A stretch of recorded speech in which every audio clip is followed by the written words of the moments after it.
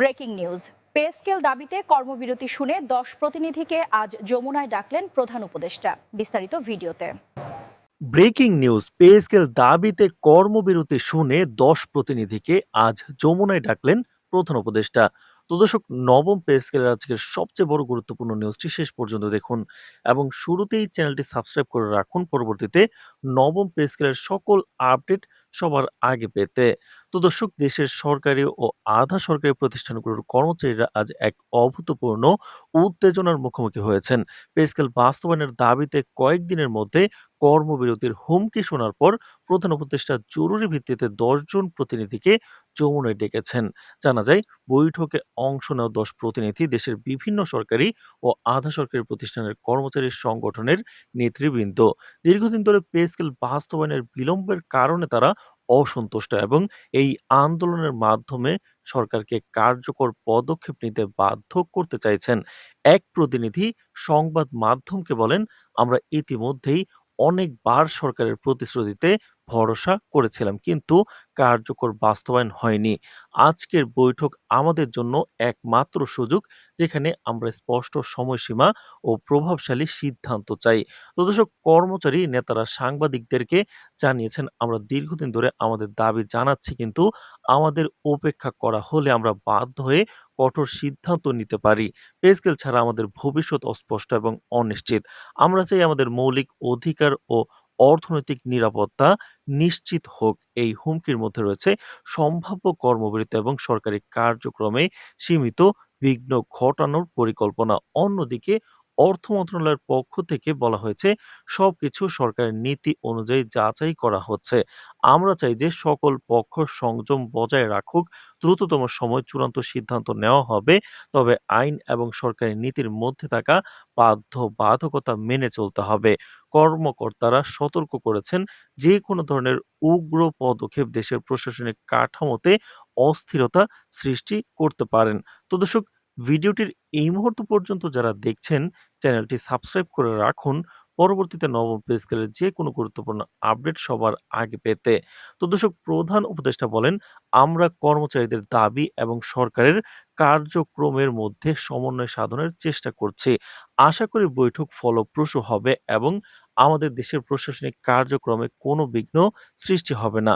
তার কথায় স্পষ্ট বোঝা গেছে, সরকার কর্মচারীদের দাবি গুরুত্বের সঙ্গে বিবেচনা করছে, তবে বাস্তবায়ন ও অর্থায়নের পরিকল্পনা ধাপে ধাপে করা হতে পারে।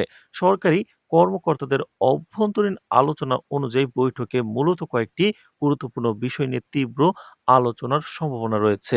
এর মধ্যে রয়েছে পে স্কেল বাস্তবায়নের সময়সীমা নির্ধারণ, অর্থায়নের প্রক্রিয়া, বর্তমান পদ ও মর্যাদা অনুযায়ী বেতন বৃদ্ধি, বিশেষ প্রণোদনা এবং কর্মচারীদের উদ্বেগ ও প্রশ্নের সমাধান। সরকারি সূত্রে জানা গেছে, সরকারের পক্ষ থেকে 2 ধাপে বাস্তবায়নের প্রস্তাব আসতে পারে, যেখানে প্রথম ধাপে আংশিক বাস্তবায়ন এবং দ্বিতীয় ধাপে পূর্ণ বাস্তবায়ন নিশ্চিত করা হবে। কর্মচারীদের প্রক্রিয়া বৈঠকের সময় স্পষ্ট তারা বলছেন, আমরা চাই সরকারি প্রতিশ্রুতি বাস্তবায়িত হোক। যদি বৈঠক থেকে সন্তোষজনক সমাধান না আসে, আমরা বৃহত্তর কর্মবিরতি এবং সড়ক অবরোধের মতো পদক্ষেপ নিতে বাধ্য হব। এই মন্তব্যগুলো দেশের প্রশাসনিক কার্যক্রমে প্রভাব ফেলতে পারে।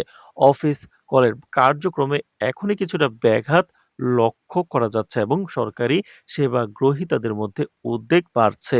তো দর্শক, ভিডিওটির এই মুহূর্ত পর্যন্ত যারা দেখছেন, চ্যানেলটি সাবস্ক্রাইব করে রাখুন পরবর্তীতে নবম পে স্কেলের সকল আপডেট সবার আগে পেতে।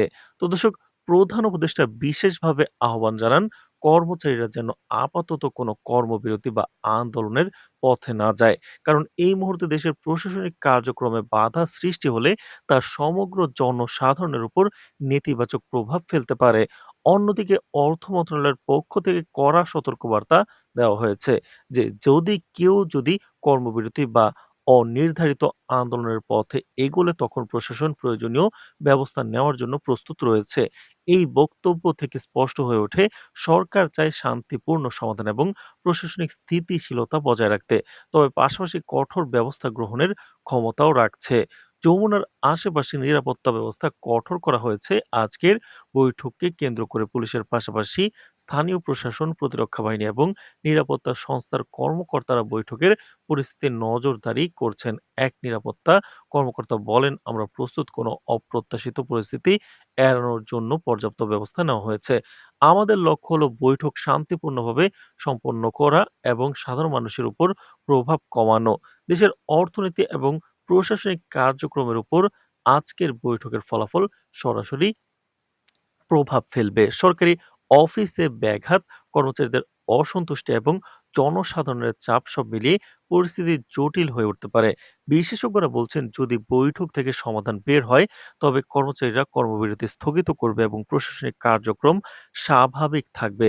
অন্যদিকে যদি বৈঠক ব্যর্থ হয়, সামনের কয়েকদিনে বৃহৎ কর্মবিরতি এবং সামাজিক অর্থনৈতিক প্রভাব দেখা দিতে পারে। প্রায় এক দশক ধরে সরকারি কর্মচারীরা পে স্কেল সংস্কারের দাবি তুলছিলেন। বিভিন্ন পর্যায়ে মন্ত্রণালয়ের বৈঠক, উচ্চ পর্যায়ের আলোচনা, কমিশন ও কমিটির সুপারিশ সবকিছুই আজকে চূড়ান্ত সিদ্ধান্তের দিকে পরিচালিত করেছে। নতুন পে স্কেল কার্যকর হওয়ার সঙ্গে সঙ্গে সরকারি কর্মচারীদের সর্বনিম্ন বেতন উল্লেখযোগ্যভাবে বৃদ্ধি পাবে, যা তাদের জীবন মান উন্নয়নে এক নতুন দিক নির্দেশনা দেবে। সরকারি সূত্রে জানা গেছে, উচ্চপদস্থ কর্মকর্তাদের জন্য বেতন কাঠামো সমন্বিতভাবে নির্ধারণ করা হয়েছে। তো দর্শক, ভিডিওটির এই মুহূর্ত পর্যন্ত যারা দেখছেন, চ্যানেলটি সাবস্ক্রাইব করে রাখুন। পরবর্তীতে নবম পে স্কেল এবং মহার্ঘ ভাতার যে কোনো গুরুত্বপূর্ণ আপডেট সবার আগে পেতে। তো দর্শক, সকলের দৃষ্টি এখন যমুনায় দিকে নিবদ্ধ। সাংবাদিকরা সরাসরি স্থান থেকে রিপোর্ট করবেন এবং দেশের নাগরিকরা প্রতিটি আপডেট মনোযোগ দিয়ে পর্যবেক্ষণ করবেন।